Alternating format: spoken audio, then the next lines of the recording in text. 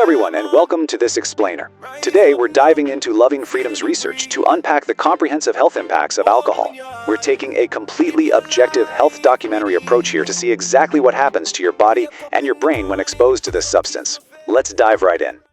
So here's our clinical roadmap for today. We're going to track the journey of a drink through 5 stages: immediate brain and body effects, debunking heart health myths, long-term disease and damage, the biology of addiction, and finally, pathways to recovery. Section 1. Immediate brain and body effects. The journey of a drink begins. It is honestly shocking how fast this all happens. From the moment of consumption at minute 0, it takes a mere 6 minutes for alcohol to reach your brain. Since your cell membranes are highly permeable to alcohol, once it hits your bloodstream, it just diffuses into nearly every cell. And then, a few hours later, you'll start experiencing dehydration. Why does that happen? Well, alcohol actually confuses the osmoreceptors in your hypothalamus. This inhibits the release of an antidiuretic hormone, meaning your kidneys can't properly reabsorb water anymore, which leads to excessive fluid loss. Now, you know that sudden burst of energy a lot of people feel after their first drink? That's really just an initial bump. It's your brain reacting to a sudden dopamine release. But fundamentally, alcohol is a central nervous system depressant. That initial high quickly gives way to what the drug is actually doing, which is slowing down and depressing all of your systems. It impairs your speech, your vision, your coordination, and it dangerously slows down your breathing. It does this by making brain receptors like NMDA totally unresponsive while heavily activating the GABA system, which inherently inhibits your brain activity. And the immediate stakes of this kind of impairment are incredibly high. Just look at this number, 190,000. That is the stark reality of how many underage individuals end up in the emergency room every single year for serious alcohol-related injuries. Because alcohol severely impairs the part of the brain responsible for emotion and behavior, it drastically lowers your inhibitions, and that leads to falls, burns, accidents, and life-threatening alcohol poisoning. Moving on to Section 2, Debunking Heart Health Myths, the truth about cardiovascular risk. For years, we've all heard that persistent myth, right? The one claiming that small amounts of red wine protect the heart, raise good cholesterol, and somehow prolong your life. Well, the medical fact is vastly different. No safe level of alcohol consumption exists for the heart. Those previous small observational studies have been widely debunked. Because of its negative effect on vascular health, alcohol absolutely does not prolong life. In fact, long-term use can cause silent heart damage long before any actual symptoms even appear. Understanding these immediate physical realities is absolutely crucial. The moment alcohol enters your bloodstream, it literally forces your blood vessels to widen, which increases blood flow to the heart. This creates an immediate spike in your heart rhythm and your blood pressure, along with an increased risk of atrial fibrillation, which is an irregular heartbeat. So what you might perceive as just a relaxing glass of wine is actually putting your cardiovascular system on a treadmill, placing a tremendous hidden strain on your heart. Section 3. Long-term disease and damage, the systemic toll. To truly grasp the long-term damage here, we have to talk about a chemical called acetaldehyde. When you drink, your liver metabolizes the alcohol into this highly toxic, carcinogenic byproduct. It literally reacts with your DNA, creating mutations and severe cellular destruction.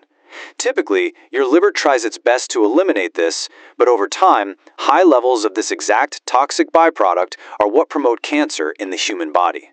And because of acetaldehyde and a few other factors, the World Health Organization strictly classifies alcohol as a Group 1 carcinogen. That puts it in the exact same proven risk category as asbestos and tobacco. Cancers directly linked to it include cancer of the mouth, pharynx, larynx, esophagus, liver, colorectum, and female breast. The research on this is completely unyielding. The risk begins with any level of consumption. Even light or moderate drinking adds to your risk for these specific cancers. But, the long-term damage isn't just physical. It's profoundly psychological as well. Chronic alcohol misuse heavily distorts brain networks, severely impairing emotional processing areas like your amygdala and hippocampus. This distortion leads to a staggering 800% increased risk of developing psychotic disorders in men and a 300% increased risk in women, and that is completely unrelated to any pre-existing psychiatric conditions. Section 4. The biology of addiction, hijacking the brain. So how exactly does dependency form in the brain? It basically happens in 4 steps. Step 1. Alcohol creates an addictive shortcut to your brain's reward system. Step 2, the nucleus accumbens, which is a key region underneath the cerebral cortex, is just flooded with dopamine. Step 3, the brain registers this massive wave of artificial pleasure. And then over time, Step 4 kicks in. Repeated exposure fundamentally alters the brain's cells, motivating intense, overriding cravings for the substance just to feel normal.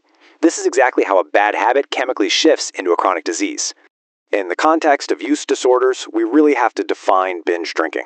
Clinically speaking, it's defined as 5 or more drinks in a row for a man, or 4 or more for a woman within a short period of time. This isn't just a heavy night out. It is incredibly dangerous because it easily triggers life-threatening alcohol poisoning. It forcefully suppresses your body's involuntary reflexes. We're talking about your gag reflex, your body temperature regulation, and your breathing. That can potentially lead directly to a coma or even death.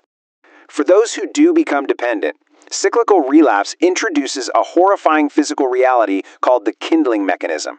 Each time a dependent person stops drinking and goes through withdrawal, the physical symptoms become increasingly intense and dangerous. It physically worsens anxiety, causes severe shaking or tremors, and accelerates long-term neurological damage. It's really just a vicious, escalating cycle that traps the brain. Finally, Section 5, Pathways to Recovery, a Realistic Aspiration.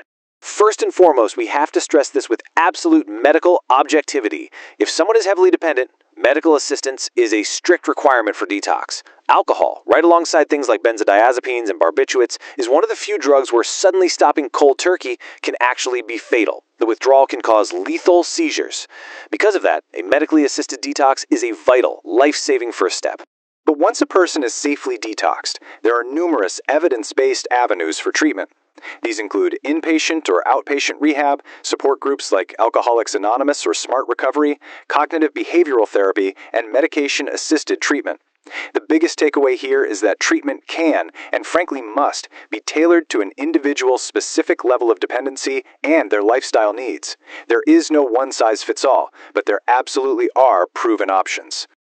I want to share this really powerful quote directly from PBS NewsHour's coverage on this topic. It says, "Recovery is a realistic aspiration. It happens every day. There's no one right pathway to it." This perfectly reinforces the ultimate message of our explainer today. Whether it takes therapy, group support, or just simple lifestyle reorientation, there's absolutely no reason to feel ashamed in seeking help for a drinking problem. So we've tracked the journey of a drink from that very first dopamine hit to long-term systemic damage, and finally to the science of recovery. The science is incredibly clear on how this substance affects our brains, our organs, and our futures. Knowing all that you know now about the true comprehensive impacts of alcohol, what choice will you make for your health?